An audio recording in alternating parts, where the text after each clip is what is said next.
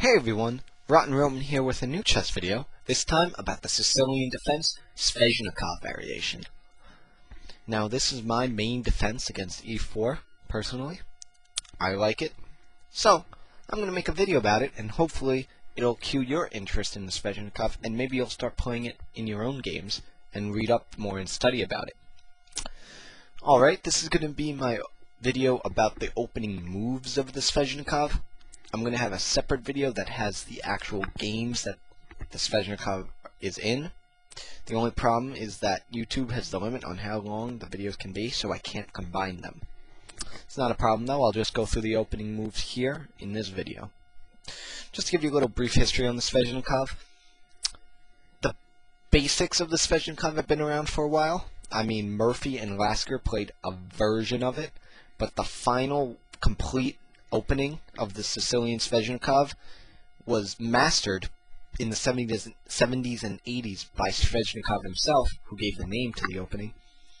Since then it's been gaining in popularity. Now it's not as popular as the Dragon or the Najorf, but that works in our advantage, because as black, we are more accustomed to the Sveshnikov positions than white. Because, for example, with me, I play it more than a white player usually does, so I'm more used to the positions. I mean, white usually plays against the Najorf and the Dragon, which requires its own theory. The Sveshnikov is different, so it works in our advantage.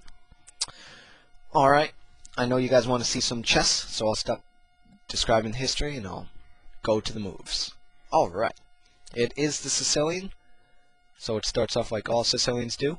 e4, white plays e4, and we reply c5. We're challenging white in the center in an unsymmetrical fashion, meaning that the position will become more open and there'll be action for both sides.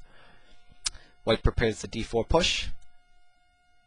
We play here knight c6. I know other Sicilian variations have e6, the Dragon has d6, but here we're sticking with knight c6. d4. And we're fine with trading on d4, because that gives us a 2-to-1 pawn majority in the center. We have 2 pawns compared to white's 1 pawn in the center. White takes, and now we play knight f6, threatening the e-pawn. So we bring our knight out with a gain of tempo. White simply brings out his knight to defend the pawn, and here we play e5. This is the Sveshnikov.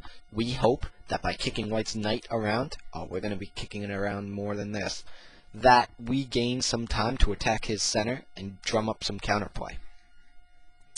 Now white has several moves he can make with the knight. You only have to study one of them. I mean, he can move to knight b3 or knight f3, but if he does either of them, we simply reply bishop b4, and we don't really need to know much theory about this position. It's nice and calm, pretty quiet, not very technical. We don't have to worry about that. Likewise, he takes the knight here. You can reply either b takes c6, or you can take with the d pawn, depending if you like an endgame or not. I know some people that prefer taking with the b pawn so that the queens stay on the board and there's more action. But other people, they're fine with taking with the d pawn and going straight to the endgame. Either or. The only move you really have to study, knight d to b5. This is mainline Sveshnikov. White is threatening to hop his knight into d6. By doing that, he gives an annoying check, and he's going to win one of the bishops for the knight. Now, we cannot give white the advantage of the 2 bishops without compensation for us. As such, we need to defend the square. We simply play d6. This covers the square for us. Now, this has been the argument about the Sveshnikov, whether the weakness here is actually a weakness or if it's just a position. Some people call it a weakness. I don't think it's much of a weakness. If you play right, it's not bad. Just depends on the person you ask. Here, white's anticipating that we're going to kick the knight some more, so he plays bishop g5. You'll see why in 1 second. We push the knight again. We enjoy pushing the knight. Now he has to retreat to a3. It's the only square that he can go. We play b5, threatening the push here and the fork. Oops, sorry about that. Alright. Now, he plays bishop takes f6. He plays this because he wants to drop his knight into d5, which eliminates the fork threat, but he wants to have as little pressure as possible on the d5 square. So he takes on f6 first, so that he can freely move into d5 for the moment without any problems. Now, I'm going to stress this. It's going to seem odd. Take with the g-pawn. Okay, I hear you grunting and sighing. I know it doubles the pawns. But trust me, it's an advantage for black to have the doubled pawns here. It's fine. Don't worry about it. I will show you later that the doubled pawns help us rather than hinder us. Besides, you can't take with the queen anyway. Look at this move. Take here. He moves in with the gain of tempo. We have to move back. He plays c4, a really annoying move for us. Because if we take, he takes back with the knight, and he has the annoying threat of queen a4. So we have to push in here. Now he moves queen a4 anyway. We have to unpin the knight, but he moves knight b5. He's threatening a lot of things right now, pretty annoying, like that. We take, queen takes here, we take back, and now he forks us, knight c7 check. We have to move the king, and he takes the queen here, and he wins because his knight gets out of there via the b6 square. So, you have to take with the g-pawn.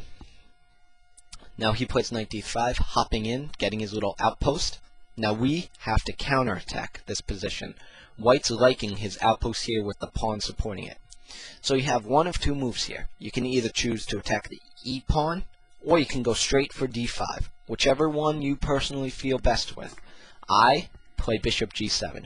This says that I'm going to tackle d5 before attacking e4. Main line would continue, bishop d3, simply developing. Now knight e7. That threatens to take here with the pawn having to take back. White does not want the pawn on d5, simply because the pawn is stuck there then. Not only is it stuck there, not attacking anything, it inadvertently defends our pawn because he can't double back up here with rooks, for example. So he has to take here because he hopes to get either his knight or his bishop onto the d5 square. We take back with the queen. Both sides castle. He plays c4, trying to get the position open on the queen side to start some action. And we play f5. I'm going to show you why now that the doubled pawns are an advantage for black. Say, for example, white plays f3. We trade on e4. Look here. We can actually have another pawn to eventually push against e4.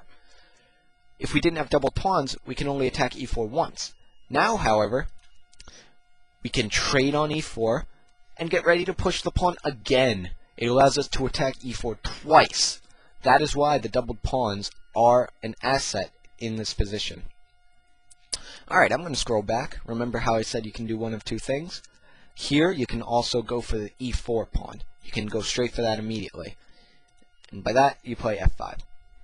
The positions are somewhat similar, but it just depends on what you want to go after first.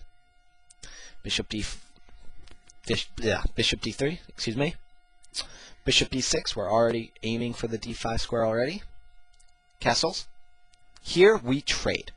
Even though it gets rid of the light squared bishop, and we don't have the two bishops anymore, he's forced to take back with the pawn, meaning that not only is our d-pawn protected and his e-pawn stuck here, we can now load up on this d-pawn. And we're feeling good right now. So we hop to e7. White gets his knight ready to come back into the game. We simply develop. He can push queen h5. We're fine with e4, opening the scope for a bishop. He has to fall back. We castle. He moves to the open file. We play c8, queen c8. He plays f3. Alright, just to go back over the opening. e4, c5, knight f3, knight c6, d4, takes, f6, knight c3, e5. Alright. He trades, take with the g-pawn. Alright, and you can do one of two moves, either that or that. Alright, thank you for watching the first movie about the Sveshnikov. I hope you learned something about the opening lines here. Tune in later for the actual games concerning the Sveshnikov. I'll talk to you all then. Thanks again.